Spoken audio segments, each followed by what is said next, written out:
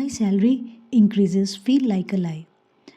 You got a 10% salary hike, but somehow you are not happy with your bank balance. ऐसा क्यों? Is your company lying? Or is economics fooling you? Hello, people.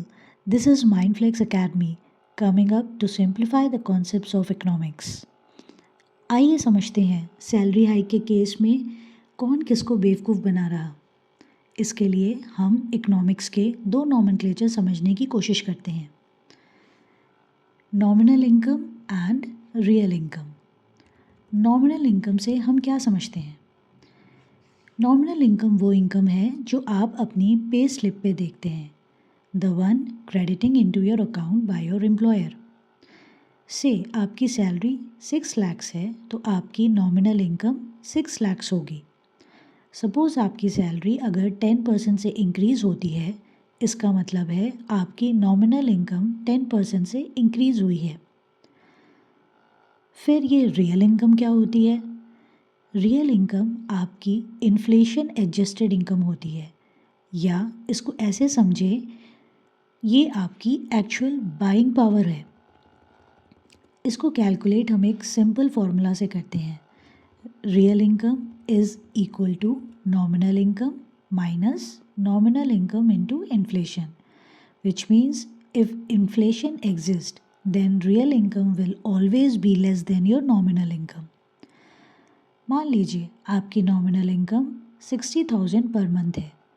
Expenses related to grocery, rents, fuel, school fees etcetera 15,000 है। Suppose salary increase आपकी 10% है एंड expenses increase are by 8%। मतलब अगर salary 10% increase होती है तो अब सैलरी 60,000 से 66,000 हो गई, और अगर पहले एक्सपेंसेस 15,000 थे तो वो अब 16,200 हो गए।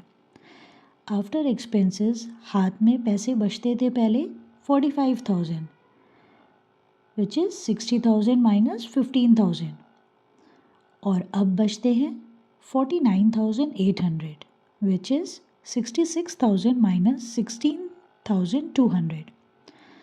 मतलब आपकी 10% सैलरी हाइक जो कि 6,000 की है वो एक्चुअली 4,800 की ही हाइक है। अब इसको दूसरी तरीके से भी समझते हैं। सपोज़ आप 20,000 पर मंथ अर्न करते हैं, मतलब ये आपकी नॉमिनल इनकम हो गई।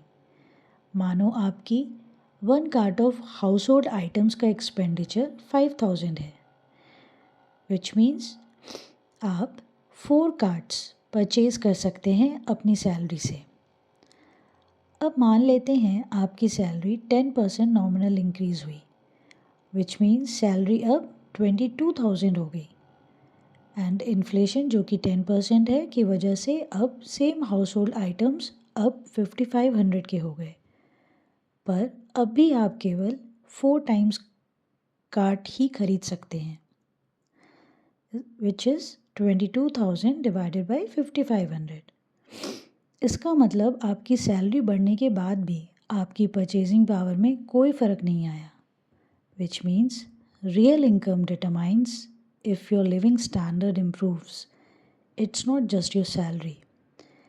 इसीलिए रियल इनकम को प्रोटेक्ट करने के लिए और ख़ुद को सैलरी हाइक के बाद रिचर फील करने के लिए it is mandatory to start smart investing and upgrading your skills. अगर आपको content related and easily understandable लगा हो तो आप लाइक एंड सब्सक्राइब ज़रूर करिए, सो दैट हम आगे भी आपके लिए ऐसा कंटेंट बनाते रहें।